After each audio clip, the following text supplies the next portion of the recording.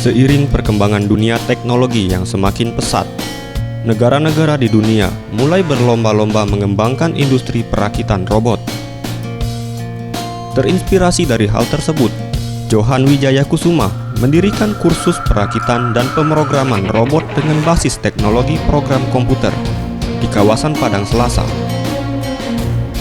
Johan Wijaya Kusuma selaku pemilik Cyborg IT Education Center menuturkan, minat warga Palembang belajar robot cukup tinggi. Terbukti dalam satu semester ada 70 orang siswa dengan didominasi siswa SMP, SMA, dan mahasiswa.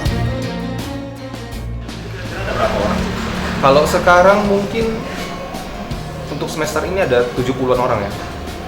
Kita ada siswa SMP, SMA, tapi lebih banyak di mahasiswa. Sementara itu, Emrido Kurniawan, salah satu siswa, menyampaikan, keinginan untuk membuat robot berawal dari hobinya merakit mobil Mini 4WD.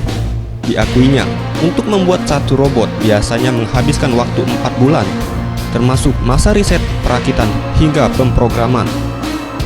Buat kayak buat Tamiya kan. Nah, di situ dari sana ada kemauan. Kalau robot Tamiya kan itu kan barangnya cuma plastik kan.